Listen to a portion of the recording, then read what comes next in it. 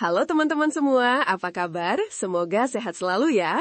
Pernah nggak sih kamu merasa bingung soal makanan, apalagi kalau menyangkut kesehatan orang tua kita, atau mungkin diri kita sendiri yang sudah mulai beranjak usia? Ada satu makanan yang sering banget jadi perdebatan, yaitu telur rebus. Di satu sisi, banyak yang bilang telur rebus itu super bagus, gizinya lengkap dan cocok banget buat lansia. Tapi di sisi lain, nggak sedikit juga yang khawatir, jangan-jangan malah bikin kolesterol naik, atau ada efek samping lain yang nggak kita tahu. Nah, kebingungan ini sering banget saya temukan saat ngobrol dengan banyak teman, atau bahkan keluarga sendiri. Mereka pengen banget yang terbaik buat orang tuanya, tapi informasi yang simpang siur kadang bikin mereka ragu. Misalnya saja, kita punya Pak Budi, usianya sudah 70 tahun, tapi semangatnya masih kayak anak muda, hobi berkebun, jalan pagi, dan suka ngajak cucu. Nah, Pak Budi ini dengar dari tetangganya kalau telur rebus itu bagus banget buat kekuatan otot dan daya ingat. Langsung deh, Pak Budi semangat 45, setiap hari makan telur rebus 2 butir. Awalnya sih badan terasa lebih bugar, otot rasanya lebih kuat, tapi setelah beberapa minggu, kok malah jadi sering merasa kembung, perut nggak enak, dan kadang malah jadi mudah lelah. Pak Budi jadi bingung, ini kenapa ya? Padahal katanya telur itu sehat. Apa jangan-jangan telur rebus ini nggak cocok buat saya? Atau ada yang salah ya dengan cara saya mengonsumsinya?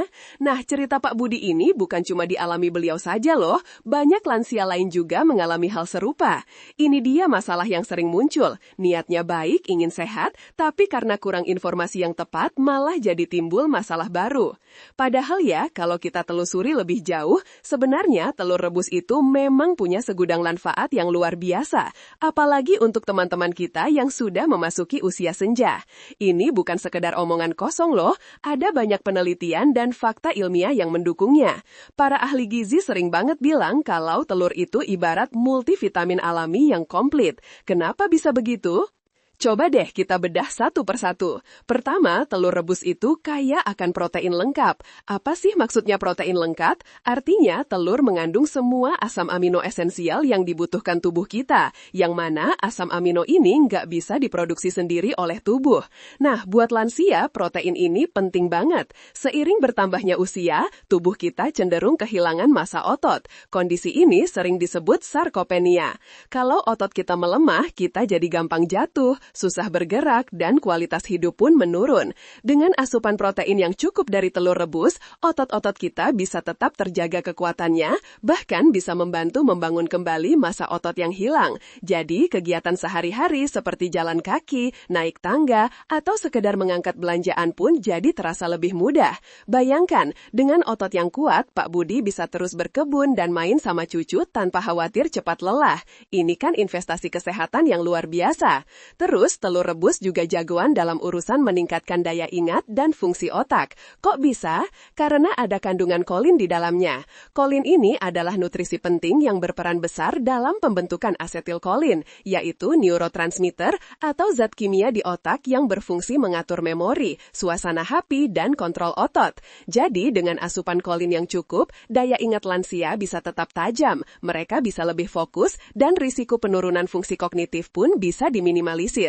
Ini penting banget loh supaya kita atau orang tua kita bisa tetap aktif berpikir, tidak mudah lupa, dan tetap bisa menikmati hobi seperti membaca buku atau bermain catur.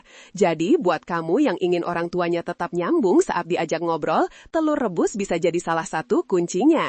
Nggak cuma otak, mata kita juga butuh perhatian khusus, apalagi saat sudah tua. Nah, telur rebus ini punya senjata ampuh buat menjaga kesehatan mata, yaitu lutein dan zeaxanthin. Mungkin nama ini agak asing di telinga ya, tapi dua senyawa antioksidan ini sangat penting untuk melindungi mata dari kerusakan radikal bebas dan sinar UV.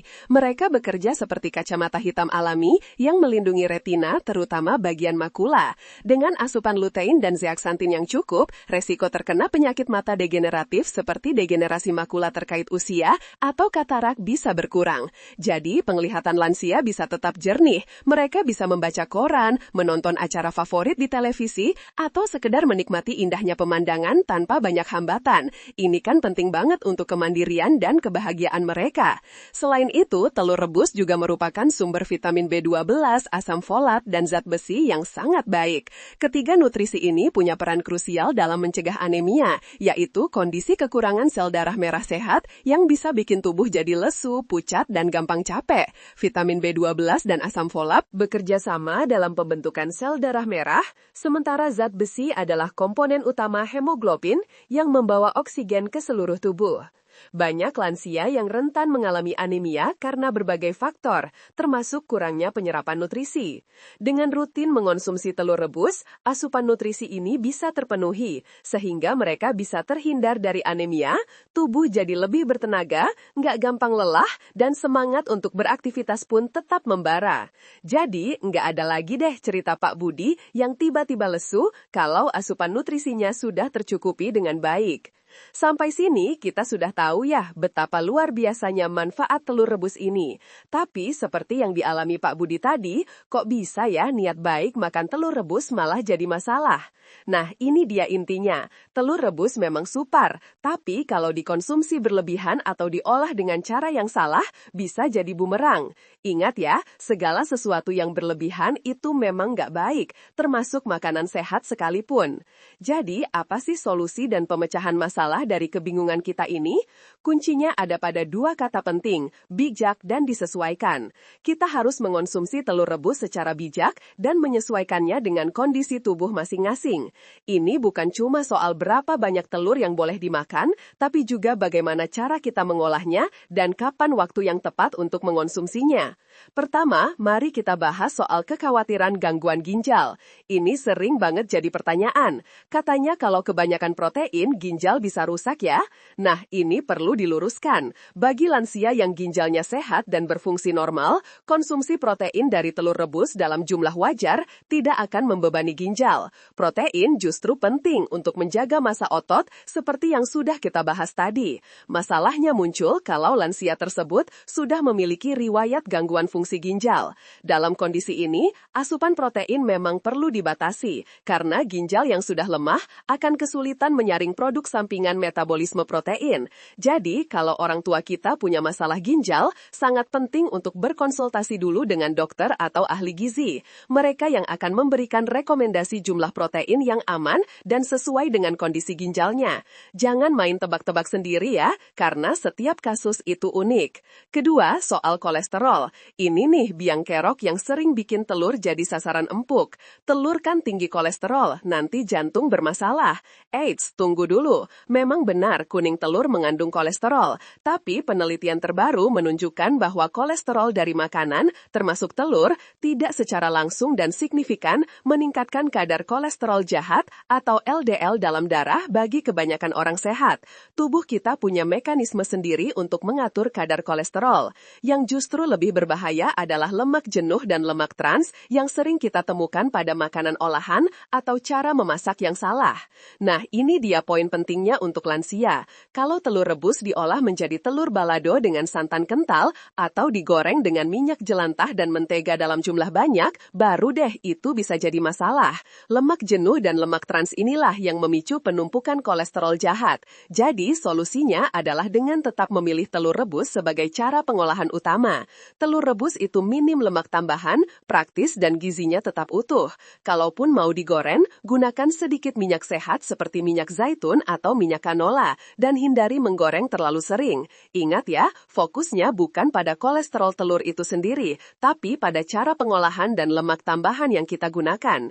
Ketiga, masalah pencernaan atau alergi. Beberapa lansia memang mungkin mengalami masalah pencernaan seperti kembung, begar, atau diare setelah makan telur. Ini bisa disebabkan oleh berbagai faktor, misalnya sensitivitas individu terhadap protein telur, atau karena sistem pencernaan yang memang sudah mulai melemah seiring seiring usia.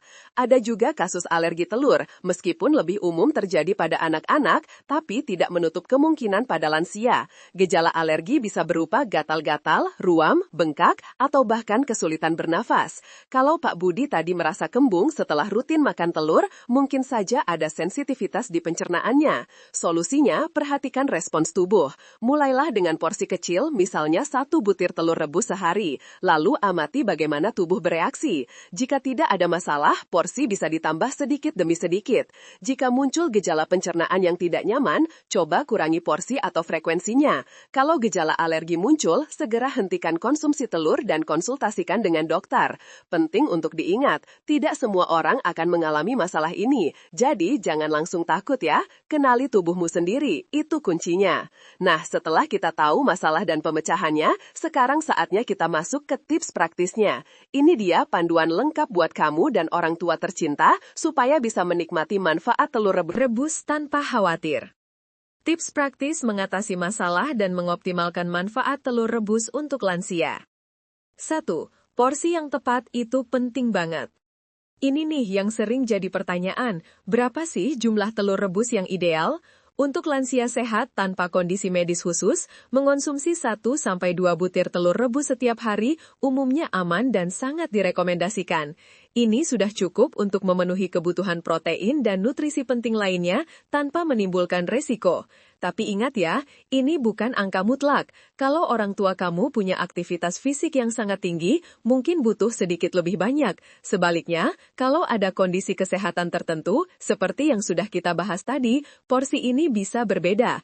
Jadi, mulai dari 1 butir dulu, amati, baru sesuaikan. Jangan langsung borong banyak telur ya, pelan-pelan saja. 2. Pilih cara pengolahan paling sehat, rebus. Ini sudah jelas banget dari awal, telur rebus adalah juaranya. Kenapa? Karena cara ini tidak menambahkan lemak atau kalori ekstra. Gizinya tetap utuh dan kita bisa menikmati semua kebaikan telur tanpa khawatir efek samping dari minyak berlebih atau bumbu yang terlalu berat. Telur rebus juga mudah dicerna, jadi cocok buat pencernaan lansia yang mungkin sudah sedikit sensitif. Selain direbus, kamu juga bisa mengolahnya menjadi telur kukus atau telur dadar tanpa minyak, menggunakan teflon anti lengkak dengan sedikit atau tanpa minyak. Hindari telur goreng yang berminyak, telur balado dengan santan kental, atau olahan lain yang tinggi lemak. Pokoknya, prinsipnya adalah minim lemak tambahan.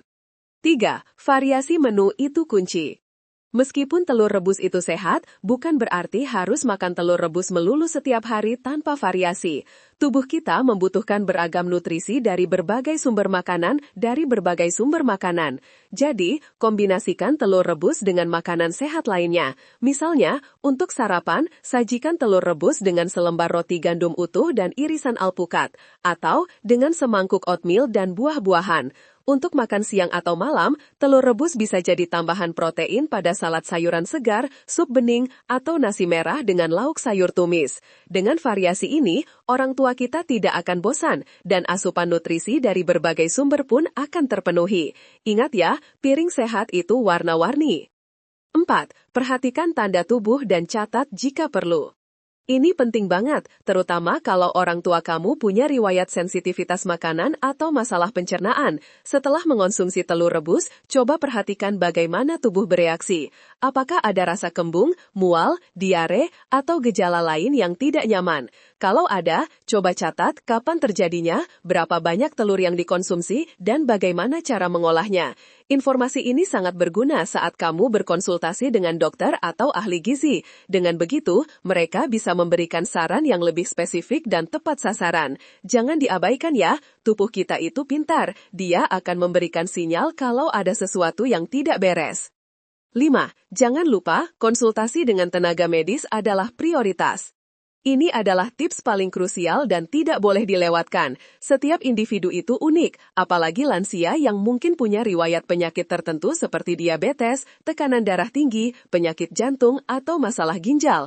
Rekomendasi gizi yang cocok untuk satu orang belum tentu cocok untuk yang lain. Jadi, sebelum membuat perubahan signifikan pada pola makan, terutama jika menyangkut konsumsi telur rebus dalam jumlah tertentu, sangat disarankan untuk berkonsultasi dengan dokter atau ahli gizi. Mereka bisa memberikan penilaian yang akurat berdasarkan riwayat kesehatan, hasil pemeriksaan, dan kebutuhan nutrisi spesifik orang tua kamu. Jangan ragu untuk bertanya ya, kesehatan itu aset paling berharga. Nah, dari semua penjelasan ini, kita jadi tahu kan kalau telur rebus itu bukan musuh, melainkan sahabat baik bagi lansia, asalkan kita tahu cara mengonsumsinya dengan benar. Ini bukan cuma tentang makanan, tapi juga tentang bagaimana kita peduli dan memberikan yang terbaik untuk diri sendiri dan orang-orang yang kita sayangi. Ingat, usia senja itu bukan akhir dari segalanya, justru bisa jadi awal dari fase kehidupan yang lebih tenang, bahagia, dan produktif, asalkan kita menjaga kesehatan dengan baik. Mungkin kamu sekarang berpikir, wah banyak juga ya yang harus diperhatikan. Tenang saja, kamu nggak sendiri kok. Banyak orang juga belajar hal ini. Yang penting adalah niat baik kita untuk terus belajar dan memberikan yang terbaik. Kesehatan itu memang investasi jangka panjang, dan nggak ada kata terlambat untuk memulainya. Setiap langkah kecil yang kita ambil hari ini akan berdampak besar untuk masa depan.